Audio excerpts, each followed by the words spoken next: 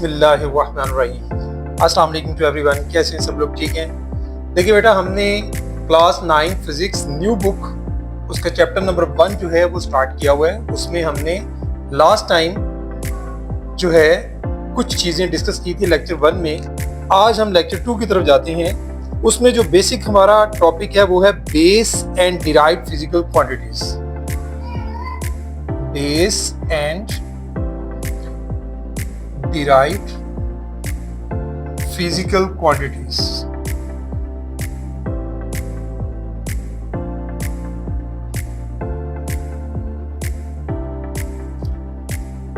देखिए बेटा, आज हम बात करेंगे base and derived physical quantities पर। पहली बात यह है कि इससे पहले थोड़ा सा मैं अगर बात कर लूं कि फिजिक्स क्या है, सबसे पहले हम फिजिक्स पर बात कर लेते हैं आज कि फिजिक्स क्या है। फिजिक्स को अगर हम डिफाइन करते हैं तो फिजिक्स क्या होती है? Physics is a science of, physics क्या है? It is a science, it is a science of physical world,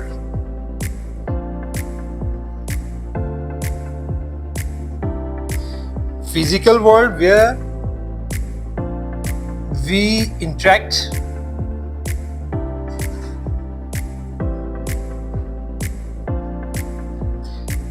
where we interact with many different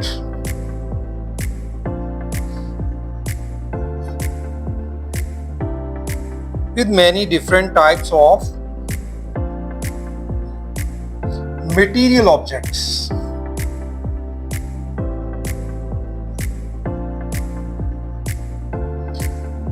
ये इसकी डेफिनेशन। अब इसको जरा समझने हमने फिजिक्स बेसिकली है क्या।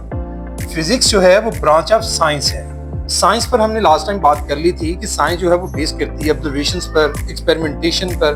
ठीक है, जब तक हम किसी चीज को ऑब्जर्व नहीं करते, तो एक्सपेरिमेंट नहीं करते, हम उस चीज को साइंस के जिम्मे में नहीं ला सकते। अगर हम वैसे ही किसी चीज के बारे में सोचते रहते हैं, बात करते हैं, वो जस्ट थ्योरेटिकल है, थियरी होती है, साइंस नहीं होती। तो आज हम बात कर रहे हैं साइंस ही की एक ब्रांच जिसको हमने डिस्कस करना है, वो है फिजिक्स। तो फिजिक्स क्या है? ये भाई साइंस की ब्रांच है जिसमें हम क्या डिस्कस करेंगे? फिजिकल वर्ल्ड के बारे में, मतलब वर्ल्ड ही के बारे में बात होगी, लेकिन वर्ल्ड जो फिजिकल वर्ल्ड है जिसको हम मेजर कर सकते हैं, जिसकी हम डायमेंशन मालूम कर सकते हैं, हम उसके बारे में बात करेंगे। हमारा जो इंटरेक्ट होगा, इसमें ताल्लुक होगा, वो किसके साथ होगा? Many different types of material objects.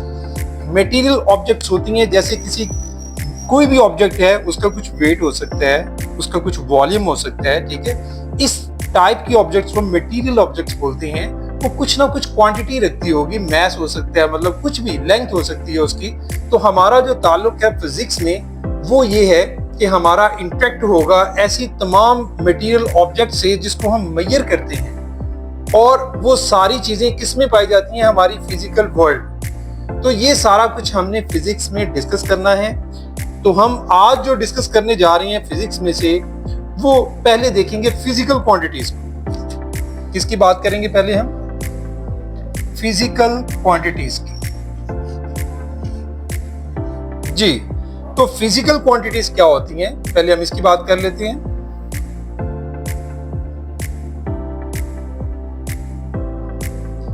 Ji, physical quantities क्या हैं? फिजिकल क्वांटिटीज हम बोलते हैं जी भाई, the objects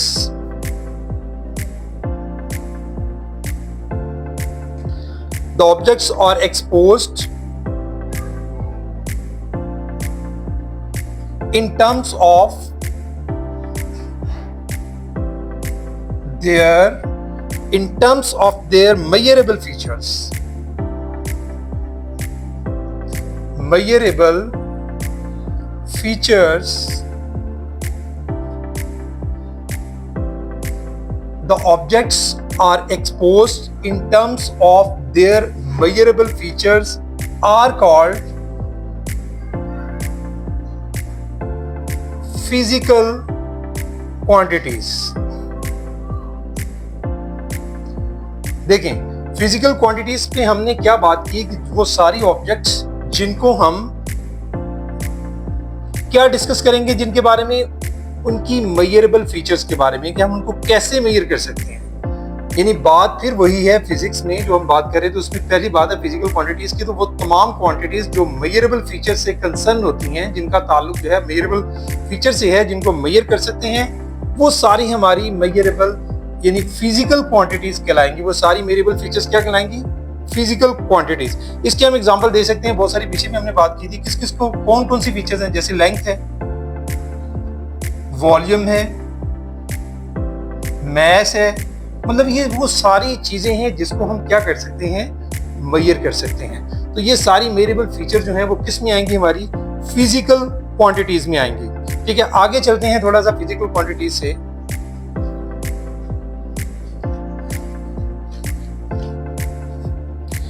इसके बाद हम बात करेंगे बेस क्वांटिटीज की। बेस क्वांटिटीज, जी देखें बेस क्वांटिटीज क्या होती है?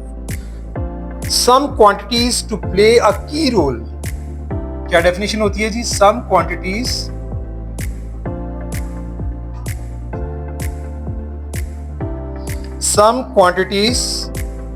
To play a key role. These quantities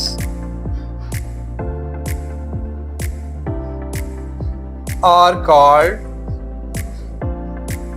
base quantities। जी देखें, अब मैं आपको इसका मतलब समझाता हूं। कुछ क्वांटिटीज हैं जो की रोल प्ले करती हैं, बुनियादी। देखें, अगर हम कोई घर तमीर करते हैं तो उस घर में उसकी बेस बनाई जाती है, बुनियाद बनाई जाती है। जब तक उसकी बुनियाद खड़ी नहीं की जाएगी, घर खड़ा नहीं हो सकता। पिलर्स बनाई जाती हैं जो बेस होती हैं घर की। तो इसी तरह से जो क्वांटिटीज हैं, डिफरेंट क्वांटिटीज हैं डिफरेंट टाइप्स की, उनमें से जो की रोल प्ले करने वाली क्वांटिटीज हैं, जिन पर एंड अदर क्वांटिटीज बेस कर सकती हैं, उनसे डिफरेंट क्वांटिटीज और बनाई जा सकती हैं, निकाली जा सकती हैं। उन क्वांटिटीज को हम बेस क्वांटिटीज कहते हैं। ये क्वांटिटीज फिक्स्ड क्वांटिटीज भी कह सकती हैं आप इनको, फिक्स्ड, इनको आप फिक्स्ड क्वांटिटीज भी कह सकते हैं। यानी ये खुद एज इट इज रहती हैं, लेकिन इनसे हम लोग जो है फिर डिफरेंट क्वांटिटीज निकाल सकती हैं। मैंने आपके लिए टेबल एक ऑलरेडी इसके लिए रेडी किया है, आप उस पर जरा देखेंगे। सारी बेस क्वांटिटीज हैं। देखें, लेंथ फिजिकल क्वांटिटी है और ये एक बेस क्वांटिटी है। लेंथ से हम लोग आगे देखें, जैसे लेंथ है, लेंथ को लेंथ से मल्टीप्लाई करते हैं तो क्या बन जाता है? एरिया। वो एरिया में कन्वर्ट हो जाता है। अगर हम लेंथ को लेंथ फिर लेंथ से मल्टीप्लाई करते हैं, क्या बन जाएगा भाई? वो वॉल्यूम हो जाएगा। तो इनसे हम लोग आगे क्वांटिटीज निकालते हैं, लेकिन ये खुद जो है अपने आप को फिक्स रखती है। लेंथ है, मीटर इसका यूनिट है, सिंबल इसका है। मैथ जो है वो भी बेस क्वांटिटी है, किलोग्राम इसका यूनिट है। ठीक है, पूरा टेबल आपकी बुक पर दिया हुआ है, आप इसको अपनी बुक से भी स्टडी कर सकते हैं। टाइम सेकंड है, टेम्परेचर का केल्विन है, के से नोट करते हैं। इलेक्ट्रिक करंट एम्पियर है, ए से नोट करते हैं। इंटेंसिटी ऑफ लाइट कैंडेला, और CD से अमाउंट ऑफ सब्सटेंस मोल। ये जो 7 आपको नजर आ रही है, 1 से लेकर 7 तक, ये आपकी बेस क्वांटिटीज हैं। ये फिक्स हैं पूरी दुनिया में। इनसे डिफरेंट क्वांटिटीज को जो है वो कंपेयर किया जाता है, निकाला जाता है। ये अपने आप को जो है वो फिक्स रखती हैं और यही की रोल प्ले करती हैं। इन्हीं क्वांटिटीज को हम बेस क्वांटिटीज बोलते हैं। इसके बाद हम आगे चलते हैं। हमारा नेक्स्ट टॉपिक है डिराइव्ड क्वांटिटीज। डिराइव्ड क्वांटिटीज क्या होती है? डिराइव्ड क्वांटिटीज, जी डिराइव्ड क्वांटिटीज कहते हैं जी all the quantities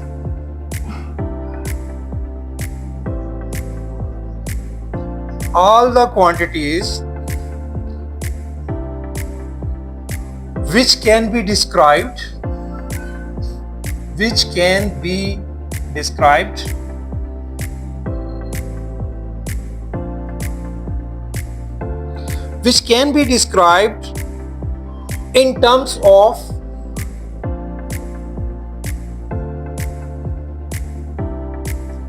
one or more base quantities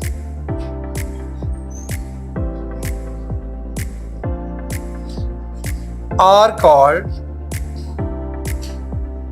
derived quantities.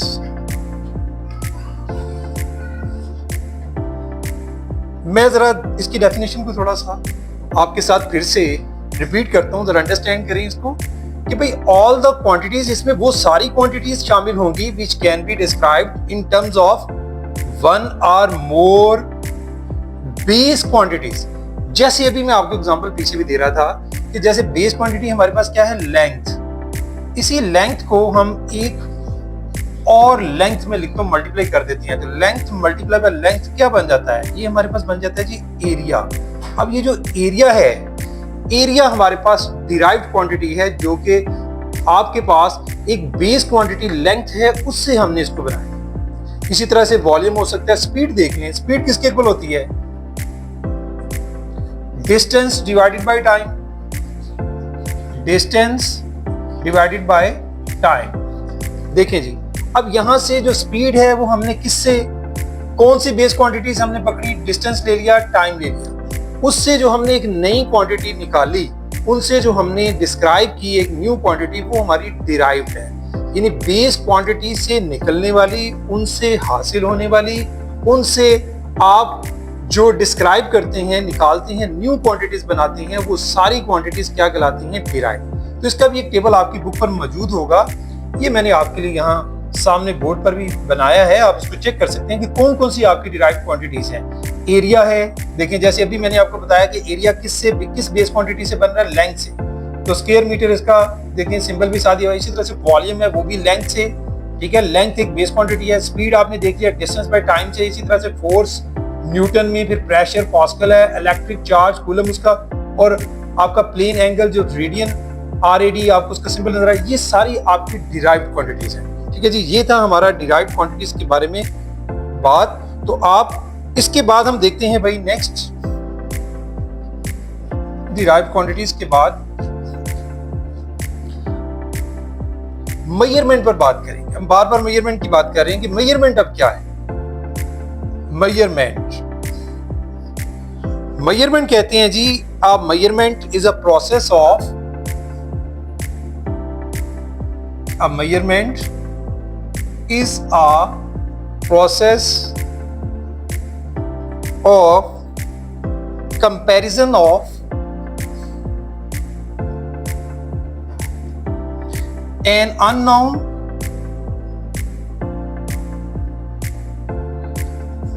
quantity with a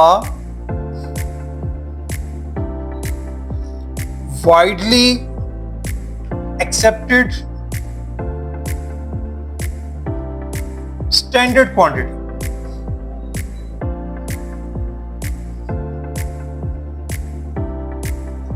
देखें जी, इसकी भी डेफिनेशन पर जरा फोकस करें कि इसकी डेफिनेशन क्या है।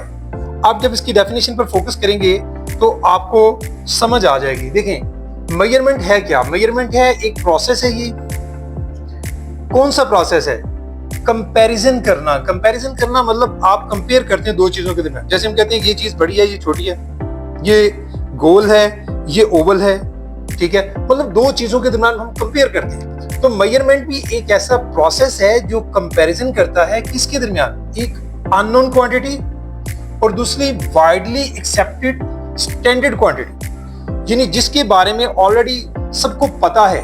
ठीक है, जैसे आपके पास किलोग्राम है, ठीक है, ये आपका मैस का यूनिट है, मैस आपका किलोग्राम में होता है। अब किलोग्राम जो है ये आपका एक स्टैंडर्ड है।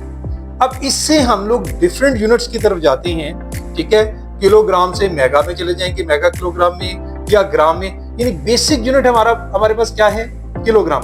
उससे हम कंपेयर करते हैं डिफरेंट अननोन क्वांटिटीज को। कोई भी अननोन क्वांटिटी हम देखते हैं कि आया उसका इसके साथ क्या रिलेशन है, क्या कंपैरिजन है, तो ये हमारी मेजरमेंट कहलाती है। तो मेजरमेंट के लिए भाई हम लोगों ने, अगली बात मैं करता हूं कि हमने जो है वो यूनिट भी यूज करती हैं। फिर हम लोग जब हम मेजर करते हैं तो हमें एक यूनिट की भी जरूरत होती है। अब यूनिट क्या होता है, the standard measurement, the standard